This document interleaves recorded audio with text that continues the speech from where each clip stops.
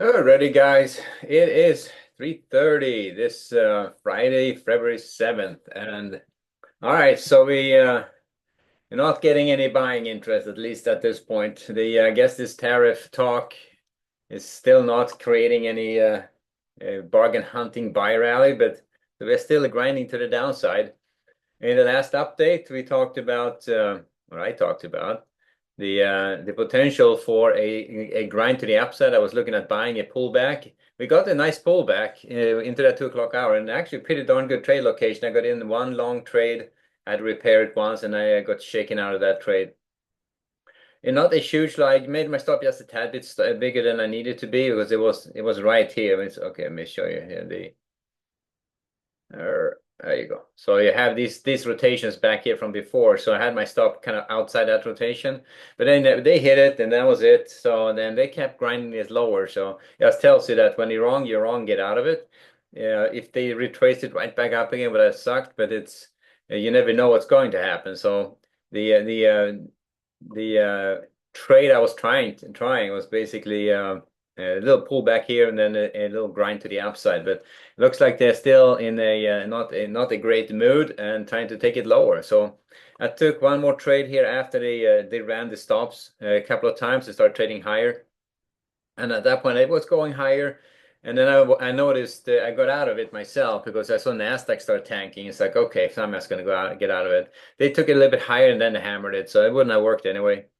So two trades, three contracts. I'm down $46 on that. So, and as I said, I mean, it doesn't look like that. I'm not going to be very aggressive on the long side right now. I'm thinking if we're not getting that thing, and since they start taking this lower, start taking out the lows, and I've been grinding it down to the 40 level.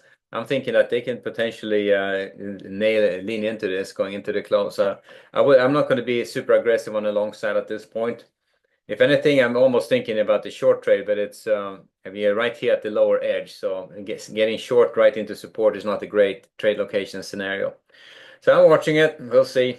Getting late in the day for a trade too. So, but at least I took the shot based on they basically they stalling here. It looked like a little bounce bar was forming, but you know how it goes. Sometimes yeah, it's not going to work out. And I had actually on this trade, I had a shot at, and this little rotation, I had a shot at scratching it. I was up a little bit. So it was above my average price for a while, and I just let it sit there because I was, as I said, I was expecting them to potentially trade it higher. That was the expectation of the trade. So there you go. At this point, though, we are looking at capital flow. We are heading down towards this tractor at the 20s. So that's where I think they're heading.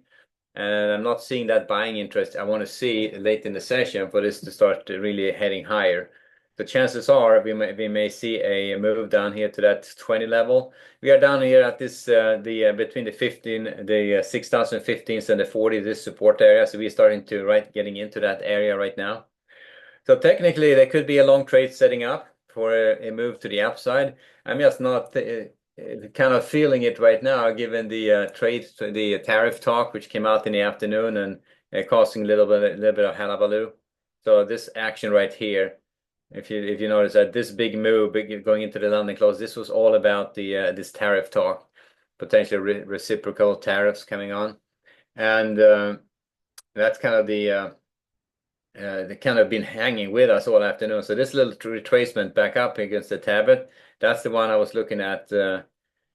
We talked about a potential short against it for a move lower. I was waiting for a little pullback so I can get long and against these lower edges, but it turned out that that's going to take it a little bit lower. And I'm not seeing the buying interest just yet, so we'll see. It may still develop. We'll see. We're getting into that last half hour, so we'll see how the market holds up going into the close. But if they hold right now where they're at, I'm going to just start off range bound. Bias is going to be to the downside, at least to get started. If they can get up above this 65 level, start trading above it and close above it, I'm going to start with a slight bias to the upside. But as long as they stay below that 60-65 area, I'm going to start a range bound. And if they for some reason start taking out these support areas, the last one is going to be down here at the 20s. And if that comes out, bets are off. We are heading lower. So. And a day like this, a Friday, weakness going into the afternoon, I'm thinking still they may be still lower prices to come going into the close. So I think the buying interest should have started to develop by now if it's going to. But we'll see. The last half hour, we'll see if it actually comes together or not. We'll get back to this chart in a little bit before we wrap it. Looking at the Nasdaq and the bonds, bond market priced themselves lower based on the employment situation this morning, and they were up and down. It was not the directional reaction, it was volatile but not directional. So they basically went back to analysis, and after they took out support here at the 24, we're basically back on the short side of this, looking for a retracement trade. And after support held at the 1510, we are basically going sideways at this point. So that's kind of where we ended up going on the bond side of things. So that's range bound trading. I'm still keeping a bias to the downside going into the overnight. Looking to sell strength up to the 24th, and if they trade above it, going back range bound. But starting off from the short side, let's see if they can take this lower. On the Nasdaq though, Nasdaq is being too volatile, and it started heading lower here.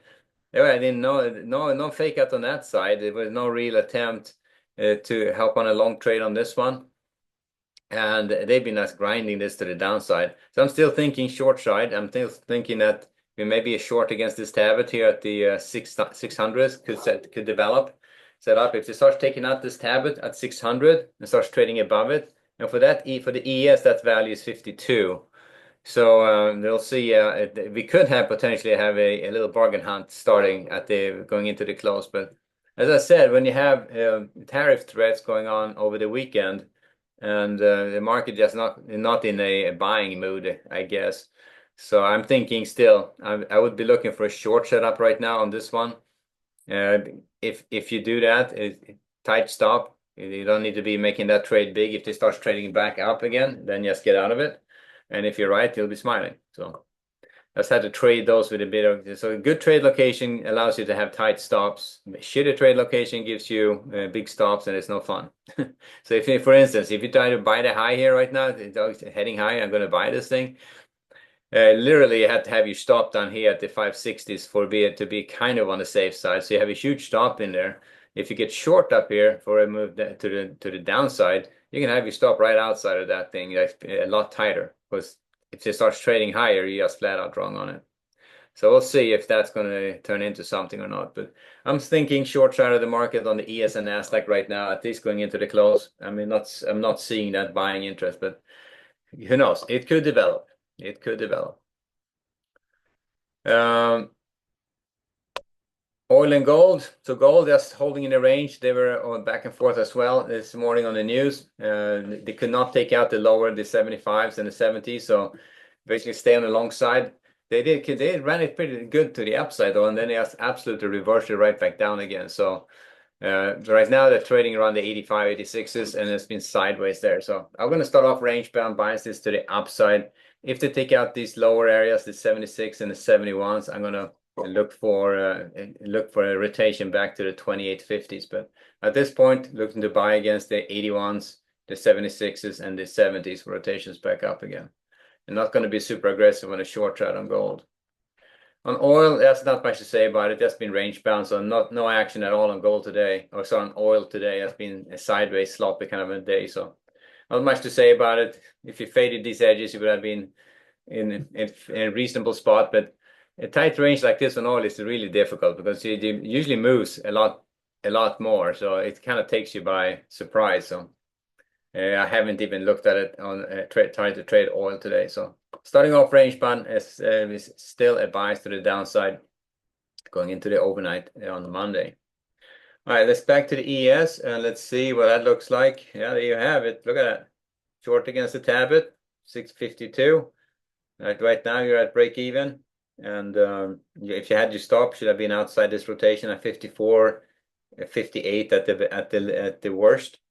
So I'll see if that's going to turn back up again or not. But yeah, I'm not seeing the buying. I'm not seeing the buying interest right just yet. So we'll wrap it there. Still looking at the weakness going into the close. Let's see how far they can take it. Watch these support areas.